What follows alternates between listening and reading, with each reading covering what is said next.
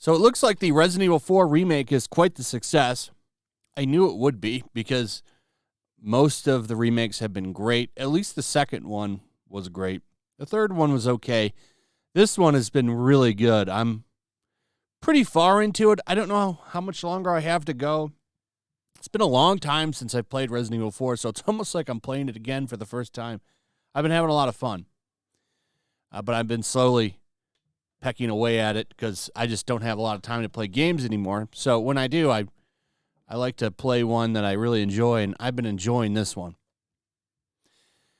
So far, it's the best game I've played since Elden Ring, which actually was probably the last game I actually played and finished. It's been a minute. But I'm having a lot of fun, and I think a lot of people are as well. So here's what's being said. Capcom's Resident Evil 4 remake topped March 2023 sales charts and was followed by Hogwarts Legacy. Overall spending on video games, hardware, and accessories in the first quarter of 2023 fell 1% to $13.6 billion. And this is, I'm guessing, where they're getting some of their information. Premium game spending fell year over year, driven by a tough year ago comparable to March 2022, which featured 8 new releases ranked among the top 16th best sellers of the month, as well as a strong second month of Elden Ring sales. Resident Evil 4 was the best-selling game of March 2023, instantly becoming the third best game of 2023. Hogwarts Legacy ranked second in March and remained the best-selling game of 2023 to date. So Hogwarts Legacy is still making money. And like I said, that game's not done because in June, I think June or July, not sure which month, we actually have Hogwarts Legacy coming to Switch, PS4, and Xbox One. So there's a whole bunch of new people that are going to get to experience that game. The Switch is definitely going to be the bigger outlet for that game because there's a lot of people that have Switches and nothing else. I actually know a couple of people that plan to buy that game finally for the Switch. So I know it's going to have some sales. So it's going to make even more money, which I'm sure it will make the boycotters very, very upset. It was so much fun watching them melt down over a video game. Good times, good times. So the reason that I'm talking about this, and I wasn't going to just make a video on that, is because I want to talk about two things. One, video game media and Resident Evil 4 and some of the takes of some of these shitty outlets. Not this one. I'm not saying this article is bad. This is actually a good article. I'm going to use it as an example of what a game journalist should do. Original Resident Evil 4 director shares his opinion on the remake. He liked it. He had positive things to say about it. Great. This is an article I liked reading. It was informative. It was nice to hear what the original director of Resident Evil thought of the remake. Did he think it was good? Did he like it? And he did. Bravo.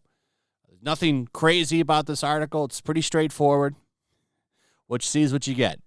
This is what video game journals should be doing. They should be talking about stuff like this because this is an interesting thing to hear about because, well, the original director didn't have anything to do with this game. How does he think about it? What does he think about it? Great. Sales for a game. Yeah, that's a topic that I'd like to read about in a video game journalist website. One of the reasons that a lot of these sites are shutting down, RIP BuzzFeed News, I talked about this yesterday in a video. They're shutting down. Why? Because they're a bunch of woke idiots, and they write articles about manspreading. Well, Polygon is not too far behind from them. Look at this. Resident Evil's Ada Wong goes head-to-head with sexpionage stereotypes. This isn't even the worst one. The worst one is this one from Kotaku. The Resident Evil 4 remake totally failed Ashley Graham. Capcom remake thankfully cut Ashley's upskirts, but it forgot to add a personality. So this is where we're at now. Kotaku, I predict it's either going to be a head-to-head between Polygon and Kotaku, who will be the first gaming site to shut down. I cannot wait for Kotaku and Polygon to go out of business. I'm so excited for them to go bust. I think Kotaku might go bust first. Kotaku actually has articles about how to use Animal Crossing and butt plugs that vibrate and how you can combine them to have an even more fun experience in the game. Serious article. That exists, and it's on Kotaku. This website, if it's not attacking gamers, it's giving them weird, degenerate topics for their gaming. And I just can't believe,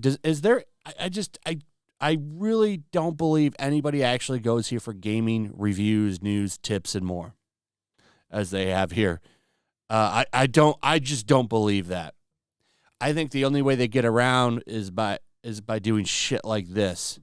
And it's not going to last anymore for them. They're getting tore up on Twitter, by the way, too, where they posted this. They are getting just absolutely wrecked and ratioed. It's hilarious. But this isn't a real article.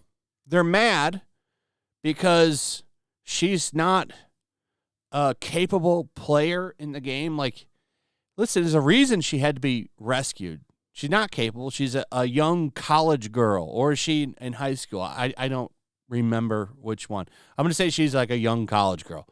Do you think she's going to be able to navigate a deadly cult? No, she needs a special forces guy to come save her.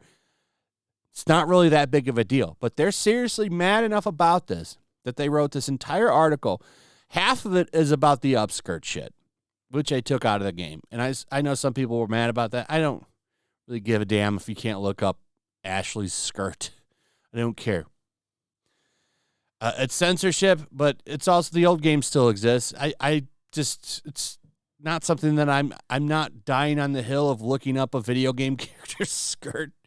But these people they're still complaining about it. This is mostly complaining about the 2004 Resident Evil. Is that when it came out? 2004 or 5?